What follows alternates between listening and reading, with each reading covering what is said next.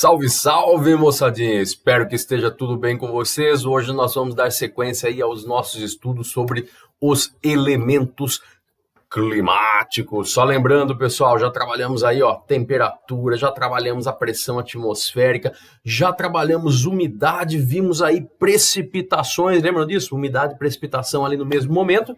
Pois bem, nessa aula aqui, pessoal, nós vamos trabalhar aí a distribuição geográfica das chuvas. Lembra que nós vimos que existem aí basicamente 3 tipos de chuvas? Vocês viram, né? Convectiva, a frontal e a orográfica, certo? Nós vimos que basicamente, pessoal, as 3 são muito parecidas, né? O que muda é só o motivo a motivação delas, né? A origem, certo? A convectiva você tem uma evaporação muito rápida e chuva, que é a famosa chuva de verão, né? A chuva frontal é quando você tem uma massa de ar fria com uma massa de ar quente que se encontra, aí o ar quente sobe, chove do mesmo jeito, né? E a orográfica é quando massas úmidas na região litorânea encontram obstáculos do relevo e mesma coisa, ascende, né? Sobe, encontra lá aquela temperatura limite, que é o ponto de orvalho, lembra que o ponto de orvalho é muito importante, certo?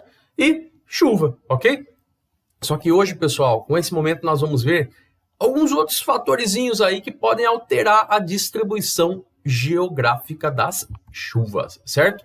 Então olha lá o resuminho, ó. Já coloquei para vocês, pessoal, o que pode influenciar nas chuvas, ó. Distância dos oceanos, galera, maritimidade e continentalidade, né? Já vimos lá numa das primeiras aulas da apostila, certo? Relevo, a questão das chuvas orográficas, certo? Pois bem, pessoal, tópico de agora, ó, latitude. Nossa, professor, mas a distância da linha do Equador pode causar diferença na quantidade de chuva? Pode e ocasiona, né, pessoal? A latitude é um fator importantíssimo quando nós falamos em chuvas, certo? Vocês têm esse gráfico na apostila, eu acho que teve alguns alunos que não entenderam nada dele, né? Dá uma olhadinha aí, ó. Vamos interpretar juntos, pessoal. Ó, o eixo X aí, pessoal, onde nós temos norte-sul, dá uma olhadinha, ó, INS, você tem o 0 no meio, que seria o Equador, certo? Do lado direito, latitude sul, ou seja, indo para o sul.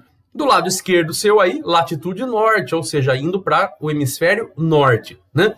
O eixo Y aí do gráfico, pessoal, que vai de 0 a 1.500 milímetros, é a unidade de medida de chuva, tá? Milímetros cúbicos, tá? Então nós temos aí, ó, onde nós temos as maiores chuvas. Vocês vão perceber, pessoal, que as maiores chuvas estão próximas ao Equador. Olha aí a chuvinha que eu deixei para vocês, que bonitinha. Estão vendo aí, ó? As regiões que mais chovem no globo, pessoal, são as regiões equatoriais, tá?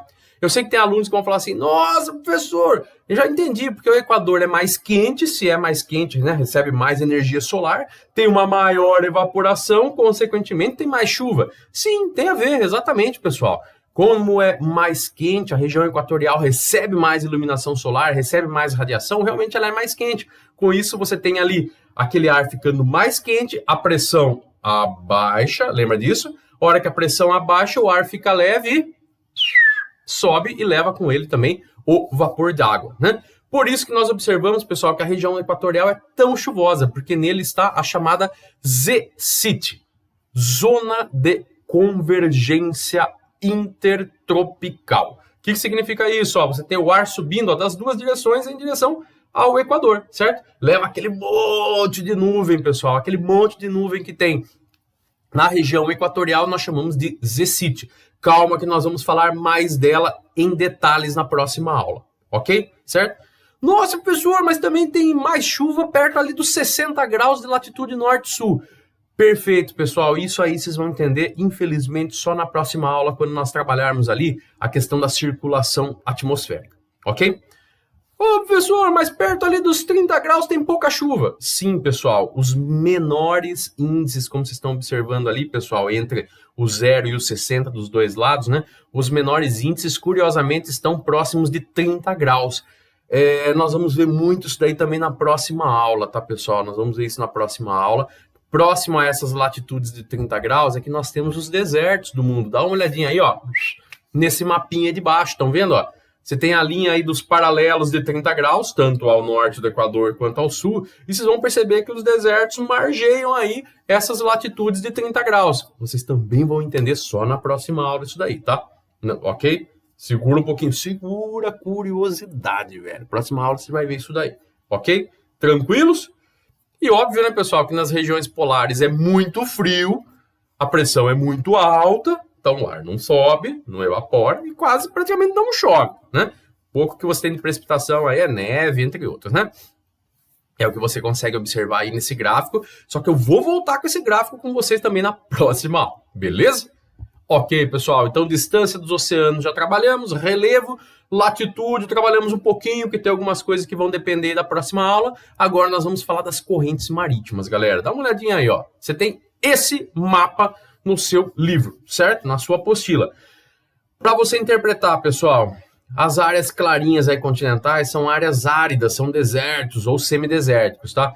Na região dos oceanos, as linhas, as flechinhas azuisinhas são as chamadas correntes marítimas frias, é água fria. Em compensação, as correntes que vocês estão vendo aí com flechinhas vermelhinhas são as correntes marítimas quentes, ok? Certo? Nossa, professor, mas é quente e fria por quê? O que determina elas? Depende por onde ela passa, pessoal, certo? Ok? Dá uma olhadinha na costa brasileira aí, pessoal. Não é para ficar olhando na sua costa, não, pessoal. Olha no mapa aí, tá? Olha no mapa aí o litoral brasileiro. Você já sabe achar aí, né? Dá uma olhada. Vocês vão perceber que tem uma flechinha vermelhinha passando por ele, certo? Estão vendo ali?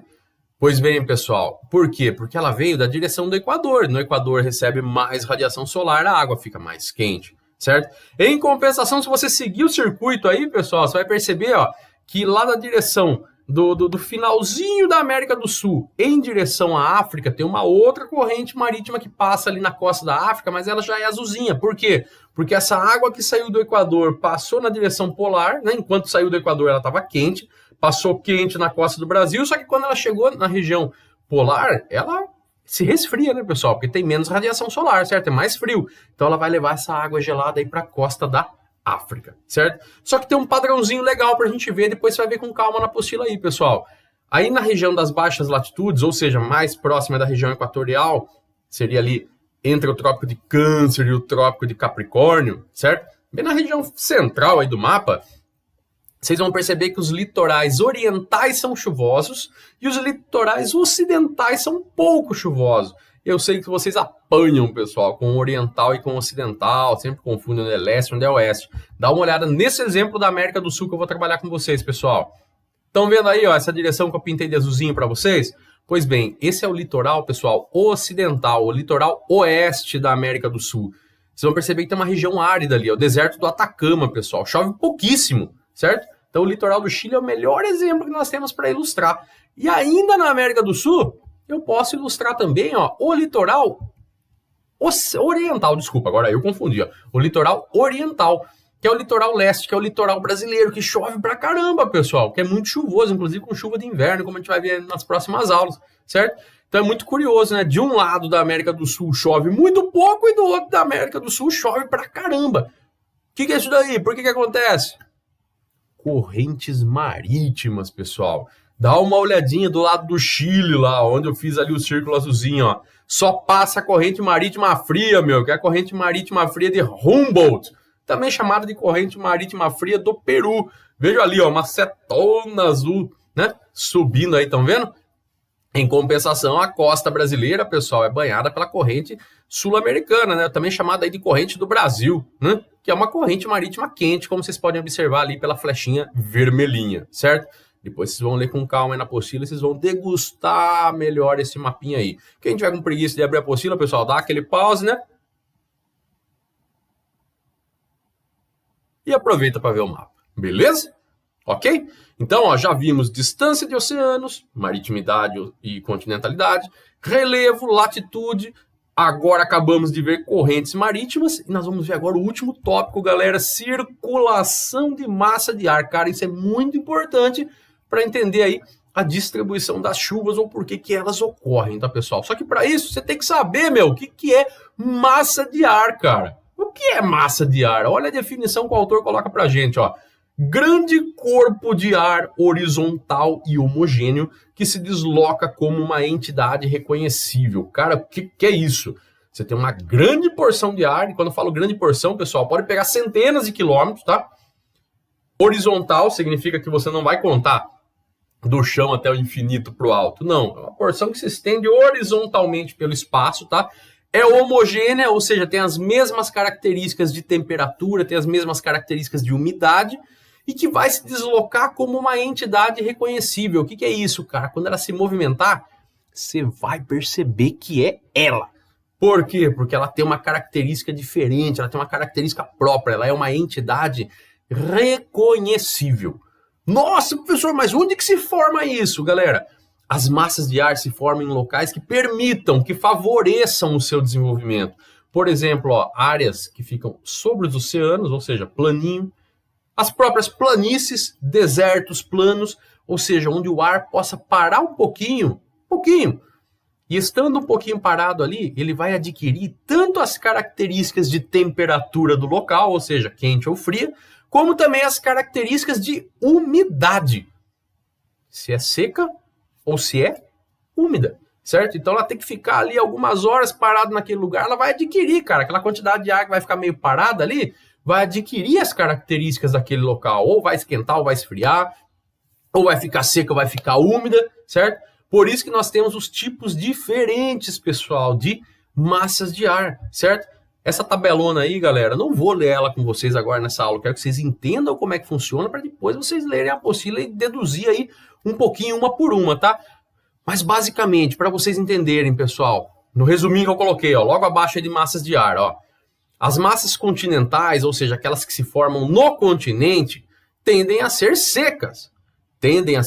Mas tem exceção, a gente vai ver nas próximas aulas, tá?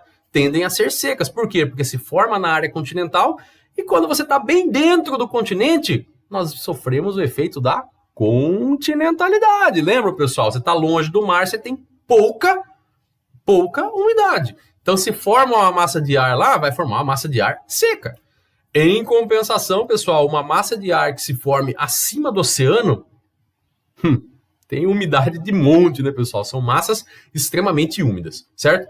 Mesma coisa, isso pensando pela umidade. Agora, se pensar pela temperatura, pessoal, massas que se formam perto do Equador ou na região tropical são massas quentes.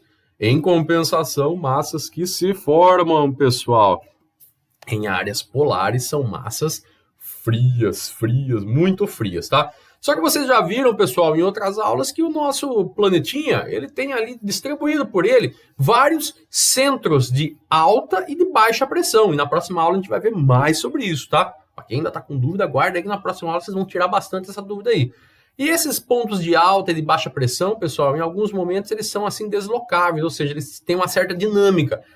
E lembra que eu falei para vocês que os ventos sempre partem da alta pressão para a baixa pressão, de A para B?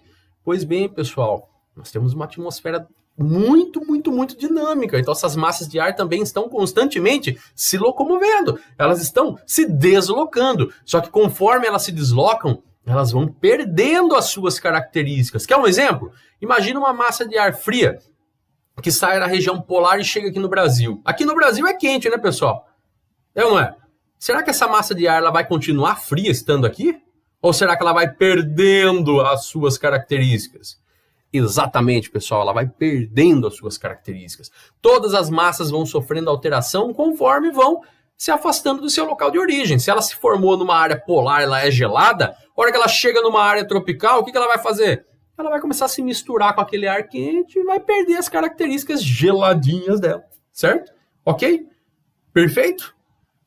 Vamos ilustrar com um exemplo, galera? Esse exemplo é show de bola, cara. Esse exemplo aqui vai te ajudar a nunca mais cair de bozo e sair de casa sem blusa cedo. Beleza? Vamos dar uma olhadinha nisso aqui, ó. Vamos trabalhar, pessoal, com os chamados sistemas frontais. O que são sistemas frontais, pessoal? Sistema frontal, a palavra frontal vem de frente, tá?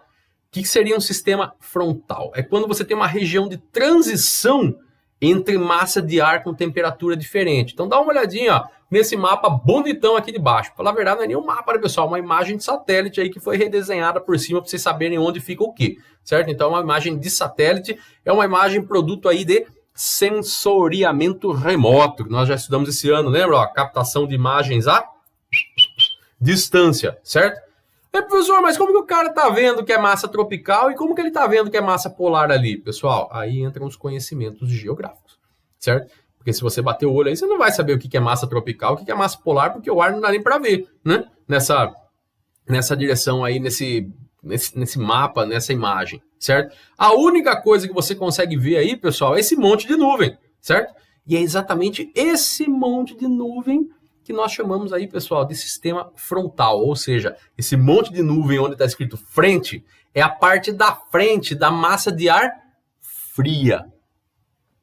É a parte da frente dela, pessoal. Por isso que recebe o nome de frente. Ah, professor, tem a ver com frente fria. Exatamente, cara. Quando você escuta falar em frente fria, significa o quê? É a massa de ar polar que está chegando no Brasil e a parte da frente dela. Ou seja, se fosse no meu caso, seria a ponta do meu narigão, certo? Seria aqui a questão da frente, a parte da frente da massa de ar polar. Perfeito, pessoal? Só que o que acontece, ó, nós temos nessa região da parte da frente uma área muito instável. Quando eu falo instável, você já imagina nuvens, já imagina chuva, né? Então, nuvens espessas, chuva e, consequentemente, uma variação de temperatura. E detalhe, pessoal, onde vocês estão vendo esse monte de nuvem aí, você tem centenas de quilômetros, tá? De espessura essas nuvens, não é pequenininha daqui até ali, não.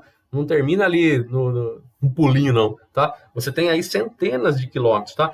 Ô, professor, mas por que forma essas nuvens? Ah, cara, agora que eu quero destrinchar com vocês ponto por ponto. Eu tenho certeza que alguns já ligaram os fatos. Ó, estão vendo o desenho que eu fiz aqui? Estou dividindo massa tropical e massa polar, certo? Lembrando que as nuvens, então, é a parte frontal, é a parte da frente da massa polar que está chegando, perfeito? Ô, professor, como que eu sei que é a massa polar que está chegando? Pessoal, lembra que eu já falei para vocês que o vento e até mesmo as massas sempre vão aí de A para B? Então, se eu tenho a massa polar como uma área de alta pressão, porque está frio, e a massa tropical é uma massa de baixa pressão, porque está quente, eu deduzo que a massa polar está empurrando a massa tropical aí, certo? E olha a divisória que eu fiz para ficar mais fácil para vocês. Então, de um lado, eu tenho a massa tropical, quente, coloquei o sinalzinho de mais. E do outro lado, eu tenho ali já a massa polar na sua região frontal, com a temperatura mais baixa, por isso eu coloquei menos, certo? Ô, professor, mas você não respondeu ainda. Olha lá, pessoal, acompanha. A massa polar, ela está indo nessa direção, certo? De sudoeste para nordeste, é padrão essa circulação, tá, pessoal? Então, assim, principalmente nessa época do inverno aqui no Brasil, chega muito dessas massas de ar polar, certo? Ok? Nessa direção que vocês estão vendo que eu desenhei na flechinha para vocês, então de sudoeste para nordeste. Quem tiver com dúvida, depois pega a Roça dos Ventos e coloca no meio do mapinha aí, você já vai saber o que eu tô falando, tá? Ela tá partindo do sudoeste para o nordeste, ok? Só que você vê que tem uma região frontal que eu pintei para vocês aqui, cheia de nuvens. Aí você vai falar, pô, professor, eu tô perguntando faz tempo, por que forma esse monte de nuvem? Pessoal, forma esse monte de nuvem por quê? Porque o ar frio, ele tá chegando, muito frio, uma temperatura muito baixa, né? Uma alta pressão, né? Então você tem ali uma temperatura muito baixa, esse ar frio chegando. Só que na hora que esse ar frio encontra com o ar quente, pessoal, tá com uma pressão um pouco mais baixa, porque tá mais quente. O que ele vai fazer? Ele vai subir. Ah, professor, é a chuva frontal. Exatamente, pessoal, o que nós falamos na aula passada. Ou melhor dizendo, são as chuvas frontais. As chuvas frontais, eu já trabalhei com vocês, galera. O ar frio, ele chega, ele é mais pesadão, ele é mais denso. Ele vai fazer o ar quente subir. Subir, ó. Só que essa massa, pessoal, ela vem aqui, ela encontra com o ar quente, faz o ar quente subir, ela vai puxando, ela vai atravessando e fazendo o ar quente subir, subir, subir. Então, ela vai empurrando o ar quente vai indo para cima, ó, e vai formando chuva. Então, por isso que você tem esse monte de nuvens na chamada região frontal. Vocês vão começar a perceber um pouquinho, pessoal, que sempre que nós temos dias como esses que nós estamos tendo agora aqui no começo de agosto, que são um pouquinho mais quentes durante o inverno, vocês vão perceber que antes de esfriar, chove. Nem chove um pouquinho, às vezes uma garoinha, que às vezes a chuva não chega até aqui em Piracicaba. Olha Piracicaba no mapa aí, pessoal. Piracicaba estaria mais ou menos perto ali da ponta, da parte de trás, desculpa, da setinha vermelha. Sabe onde termina a setinha vermelha ali, ó? Massa tropical, tá vendo onde termina a setinha vermelha? Piracicaba tá mais ou menos ali, ó, tá? No finalzinho daquela setinha vermelha pro lado de cima. Então, às vezes a frente fria, pessoal, às vezes a massa de ar polar não chega até aqui em Piracicaba, tá? Por isso que às vezes não chega a chover. né? Agora regiões como Rio Grande do Sul, Santa Catarina, Paraná, meu, ali chove pra caramba, pessoal. Só que depois que chove, vem aquele arzão gelado, então chove e fica frio.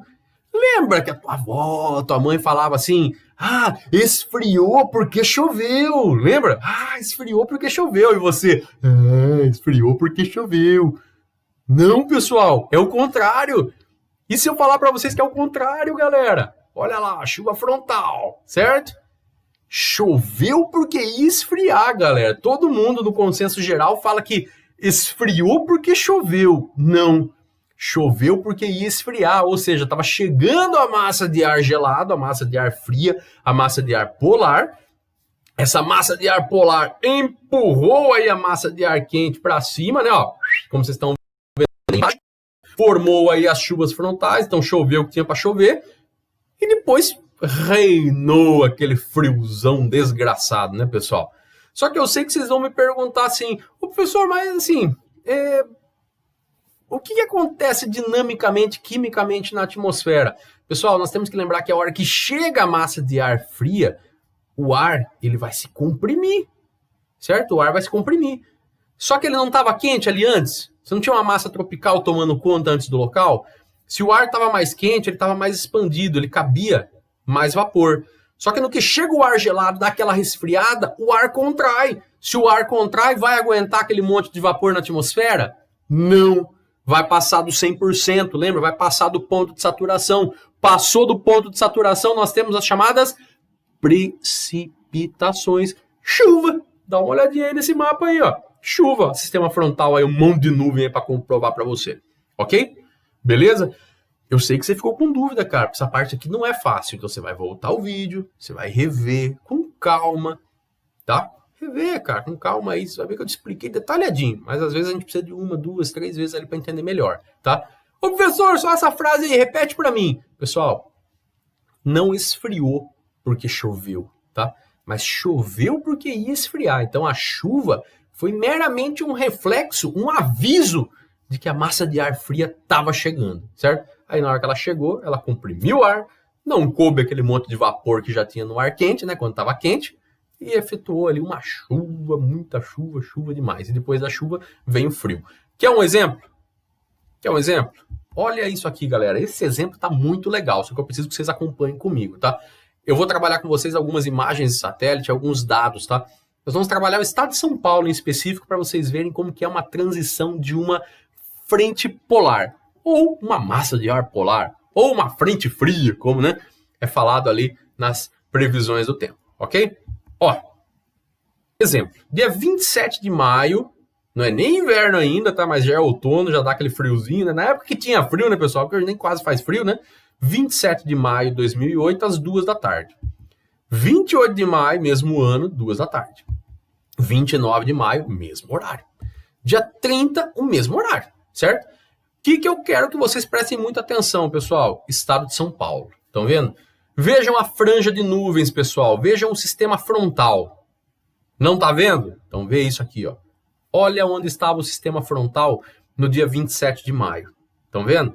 Tá bem longinho de São Paulo, né? No dia 28, opa, já entrou no círculo amarelinho, né? O sistema ali frontal já tá chegando. No dia 27, no dia 28, pessoal, ainda estava quente em São Paulo. O que estava reinando aqui era o ar tropical, né? Era a massa de ar tropical, que era a massa de ar quente, certo? Olha o que acontece no dia 29, pessoal. O sistema frontal está exatamente sobre São Paulo. Ou seja, tá chovendo, bicho. Tá chovendo, certo? Aí no dia 30, você vê aí que a massa de ar, pessoal, já passou. O sistema frontal já passou e com certeza deixou o que pra gente? Frio. Frio. Vamos comprovar isso daí, pessoal? Vamos comprovar isso daí, ó. Aqui. Nossa, professor, que quadrinho que é esse? Eu tô com medo. Pessoal, dá um pause, tá? Antes de eu continuar. Dá um pause aí, cara. Você vai olhar, tá? Essa tabelinha aí, mas basicamente, pessoal, eu peguei esses dados da base de dados aqui da Exalc de Piracicaba, da USP de Piracicaba. Eles têm uma base climatológica aí, pessoal.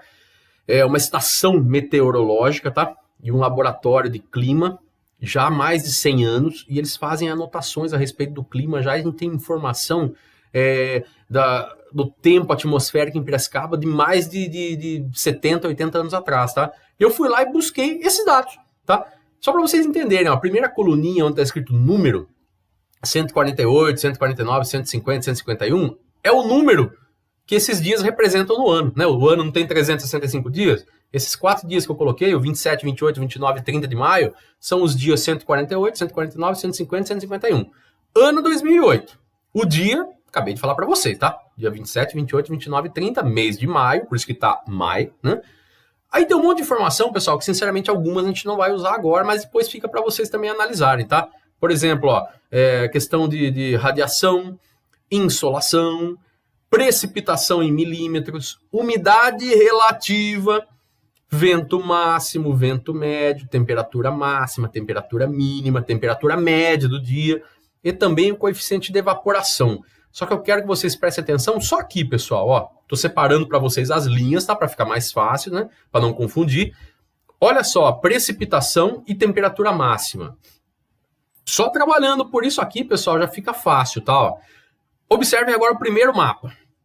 A frente fria não tinha nem chegado ainda em São Paulo, certo? Estão vendo ali, ó, a linha vermelhinha no primeiro mapa? Tava longe ainda, né? Significa que aqui tava quente. Ó, tava 28 graus, olha lá na temperatura máxima, ó. 28,1, né? Então, o máximo do dia, né, no meio da tarde, aquele calorzão, foi 28,1. No dia 28 de maio, pessoal, que seria o segundo quadrinho agora, a frente fria tá começando a chegar. Mas olha a temperatura máxima, galera. Olha no quadrinho vermelho que eu detalhei para vocês ali, ó. 30 graus, cara. Tava quente pra caramba no dia 28 de maio, certo? Só que no dia 29 de maio, dá uma olhada no mapa agora aí, pessoal. Percebem que tá lá São Paulo e a frente fria cortando o estado de São Paulo. Isso significa o quê? Que a massa de ar frio chegou e tá nublado pra caramba. Isso significa que tem muita chuva, certo? O que acontece com a temperatura, pessoal, quando o ar quente quando o ar frio chega? Olha lá, ó, de novo no quadrinho vermelhinho, ó. Cai de 30 graus a temperatura máxima para 20 graus. Então, olha como que a temperatura máxima do dia mudou, pessoal. No dia 28 foi 30 graus, no dia 29 com a frente fria foi só 20. Só 20 graus. Então a temperatura caiu com a chegada da massa de ar polar, pessoal. Quer comprovar isso daí? Vai agora lá na coluninha de precipitação que eu pintei de azul. Olha lá o primeiro dia, ó, 0 de chuva, que seria o primeiro quadrinho de vocês aí. Segundo dia, 0 de chuva. E o que acontece no terceiro quadrinho, pessoal, que tá tudo nublado em São Paulo? 25 milímetros de chuva. Estão vendo ali no quadradinho, ó, 25,5. Lá no quadradinho azul de precipitações, ó, 25,5. Por quê? Porque a frente fria chegou, né? A massa de ar polar chegou, ocasionou aquele monte de evaporação, chuva e, consequentemente, a temperatura já caiu. Isso vocês podem observar aí, pessoal. Tanto é que no último quadrinho, esse que está logo abaixo de mim aqui, ó, no dia 30 de maio, a frente já está passando, né? Você quase não tem mais chuva, ó, pode ver em precipitação aí, ó, 3,7 no quadradinho azulzinho, estão vendo? Só 3,7 milímetros, o resquício, né, o finalzinho que ficou de chuva, né? E olha o que aconteceu com a temperatura máxima do dia 30, galera. Mais fria ainda. Olha no quadradinho vermelhinho que eu pintei aí, ó. Ó, 19,6. Então, olha o que acontece, pessoal, se você analisar com a passagem, agora analisando os dois quadradinhos, tá? Primeiro, observa o mapa. Melhor dizendo, desculpa, os mapas, tá? Olha onde que estava a massa de ar polar no dia 27, depois no dia 28 ela está mais perto, no dia 29 ela está sobre São Paulo e no dia 30 ela já passou por São Paulo, beleza? Sabendo isso, agora dá uma olhadinha nos dados da Exalc que eu falei para vocês. Olha a precipitação. Primeiro dia, ó, 0, a temperatura estava alta. Perceba que eu estou comparando, tá? O azulzinho com o vermelhinho agora. 0 e a temperatura máxima estava alta. Depois, no segundo dia, ó, 0 de novo, a temperatura mais alta ainda. Só que no terceiro dia desses quadradinhos que eu estou mostrando para vocês, pessoal, quando chove, o que acontece com a temperatura? Despenca. Mas despenca por quê? Porque choveu? Não, porque está chegando essa massa de ar polar. A maior prova é que no quarto dia a temperatura está mais baixa ainda, ó, 19,6. Quer uma outra comprovação, galera? Dá uma olhadinha nesse destaquezinho que eu vou fazer na última coluna, ó, evaporação. Estão vendo ali, evaporação? Percebam que praticamente não teve, não teve evaporação, pessoal, no dia 29. Por quê? Por que não teve evaporação dia 29? Estão vendo ali? Não teve evaporação, pessoal, porque no dia 29, se você observar nos mapas que eu estou mostrando para vocês, nós tínhamos ali uma grande quantidade de nuvens e chuva sobre o estado de São Paulo. Então, como você vai ter evaporação se o ar já passou dos 100% de umidade relativa? Lembra que eu falei para vocês? O ar comporta até 100% de vapor, certo? Lógico que isso vai depender da temperatura. E ainda para ajudar, pessoal, tá chegando a massa de ar frio. Então, com o ar frio, o ar vai se comprimir, vai se apertar, vai caber menos vapor ainda. Como que você vai ter, pessoal, um coeficiente de evaporação se o teu ar não tá, aceitando vapor, não tá cabendo vapor? Então, você pode observar aí, ó. E a maior prova disso, ó, é que tem uma coluninha do lado daquela que eu pintei de azul para vocês de precipitação, que é a umidade relativa. Vocês vão perceber que no primeiro mapa aí, ó, no primeiro dia, estaria em 68, ó, umidade relativa, bem no meio aí dos dados da Exalc, ó, do lado do quadradinho azulzinho de precipitação. Ó. A umidade relativa estava em 68, depois caiu para 66, e olha o terceiro dia com aquele monte de nuvem, pessoal, 97 de umidade. 97. Aí no último dia, 94. Você não tem nuvens ainda, desculpa, você não tem nuvem, né? Você não tem mais nuvem, mas tá frio. A temperatura caiu. Se a temperatura caiu, o ar se contraiu e tá cabendo menos vapor de água na atmosfera. Então, por isso que a umidade continua alta, né? 94%, né? Por isso que é importante chover no inverno, né, pessoal? E nós aqui no estado de São Paulo, nesse sentido aí, nós não somos tão sortudos, porque o nosso clima tropical não permite, né? Aqui praticamente nós não temos chuva no inverno, e o nosso ar fica seco pra caramba, né? Ok? Eu sei que não é uma coisa fácil, pessoal. Eu sei que não foi uma aula fácil, foi até extensa, tá? Foi até comprida. Eu gosto de fazer aulas um pouquinho menores, tá? Pausem aí as partes que vocês têm mais dificuldade, dá uma olhadinha, digere as informações com calma, não tenham pressa. Acredito que todos terão que ver mais de uma vez esse vídeo, porque tem muita informação importante, tá? Principalmente essa parte aqui, pessoal, de sistema frontal. Por quê? Porque na hora que você vê no jornal lá a Maju falando, está chegando uma massa de ar polar, uma frente fria no estado de São Paulo. Cara, na hora que você ouvir falar em frente fria, você já vai imaginar, tá chegando aquela massa de ar polar. Na hora que essa massa de ar polar chegar, ela vai empurrar a massa de ar quente para cima e vai formar chuva. E depois que formar chuva, eu acho que vai chover um pouquinho, hein? Exatamente, pessoal. Exatamente. Tá chovendo porque ia esfriar, né? Vai chover porque ia esfriar, né? Ok? Tranquilos? Você vai poder falar lá para sua avó que choveu porque ia esfriar. Choveu porque ia esfriar. E não esfriou porque choveu. Beleza? Abração para vocês, galera. Até a próxima.